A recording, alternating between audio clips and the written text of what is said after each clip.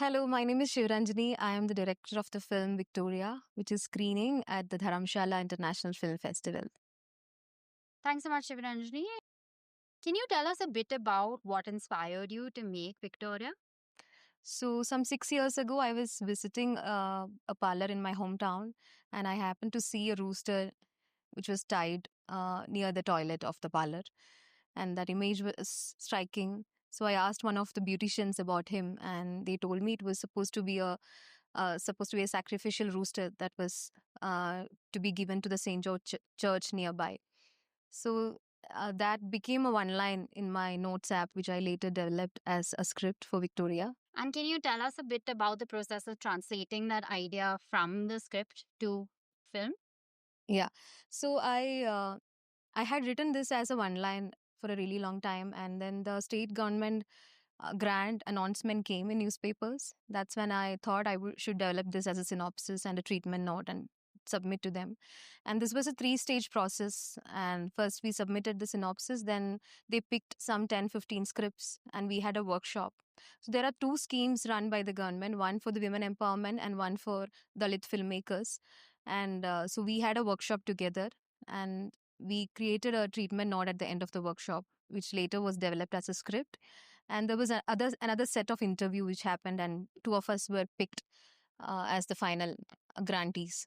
Can you tell us a bit about your visual language? Because you have a long take aesthetic, but it's also within a very enclosed space for the most part of the film. And I thought that was interesting because that's also then playing with this anxiety and the general mental health of the protagonist. Yeah. So, would you like to share a bit about how you thought about developing that? Yeah. So while writing the script itself, I had envisioned few sequences as long takes. And then I also had this plan in my head about the parlor, like how I would design the space, how each room is going to be like. And then later, when the pre production started, I had a lot of discussions with my cinematographer and the sing sound recordist about how we design the space, also my art director. And then we came up with constructing a new set for the parlor, and also imagined how we would choreograph each scene. And so then this long take aesthetics along with handheld camera movements, which, like you said, would contribute to the anxiety of the lead character. That happened through discussions with my crew and collaboration with my technical crew.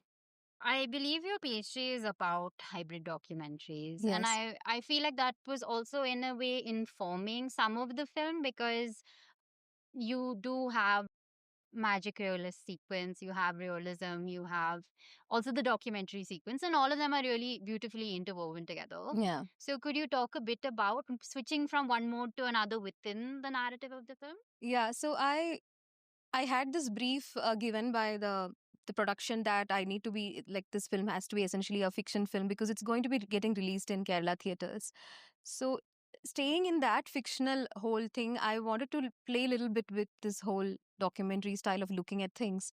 So I had really planned a little more of the hybrid elements in it, but then I thought I should not experiment much because this is not the place to do that. But then, like you said, I'm so happy that you said that it's very much informed from my like almost 5 year research, which happened before the film. And like there are a lot of decisions which I took, which is very much informed from my research, which are very nuanced, and I don't think anyone would get it like in its sense. But I'm really happy that both have come together in the film. Like when I went back to my research now after the film, it's like looking at things in a different perspective. So I think one thing is informing the other. So theory and practice is kind of going hand in hand. So I'm really excited about both. I thought the way the film explored relationships between women was really relatable and well done. So, do you want to tell us a bit about sort of exploring this intimate world of women, which is also in a space that's not completely private and it's not completely public? It's like a liminal space. Yeah. So what does the parlor then allow or not allow? Yeah. Would you like to share a bit about how you thought of exploring the space? Yeah, so when I decided to make a film in a beauty parlor, I was so curious about other films which were already made in a similar space with more women and all that. So I watched a lot of international films, and a couple of short films from India also, which are set inside beauty parlors.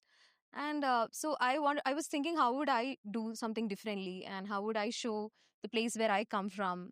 How would I do justice to that regional space? So my inspiration was essentially from the spaces I visited as part of my pre-production research. So I visited a lot of local parlors, and I would sit there for hours listening to people and listening to what women actually talk in these kind of spaces.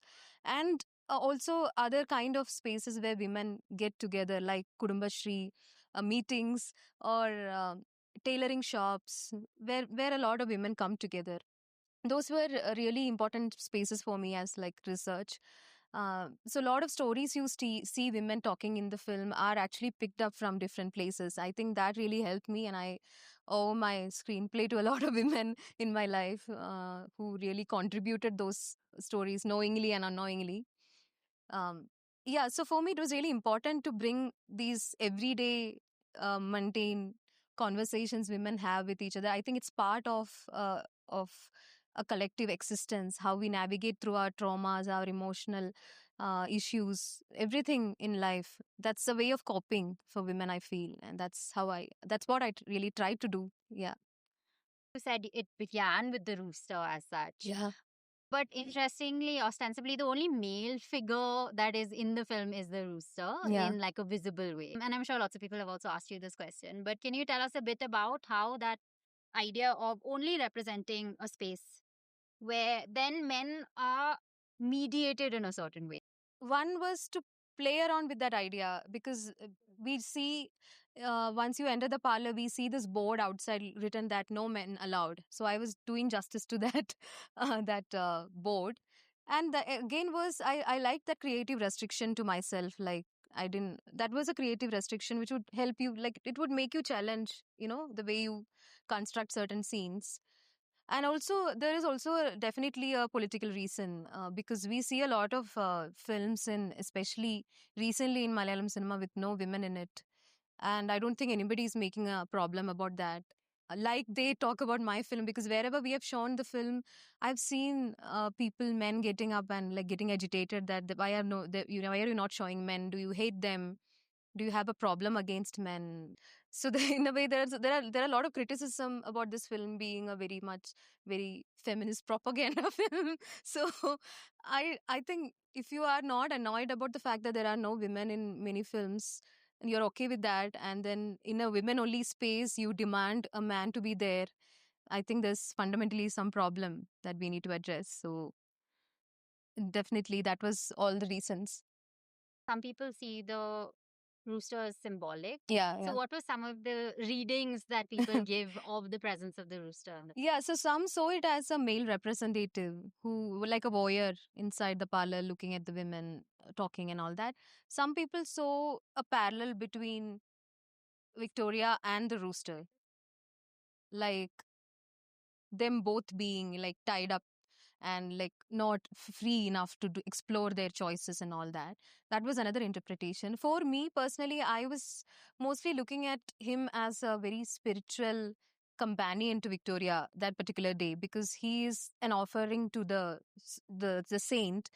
So I wanted to explore this idea of faith that Victoria has. Not an explicit kind of faith, not the religious kind of faith, but very personal, intimate kind of faith she has.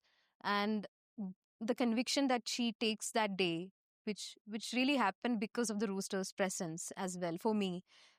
If he was not there, even though the friend comes, other women, all of them contribute to the decision she's taking, but still for me the rooster's presence really helps, because he is actually doing something to her which is beyond our understanding, and that really helps her take the decision really fast. And really, like, some people ask me, how come she took that decision really fast? I mean, uh, but we never know if she will go back to the guy.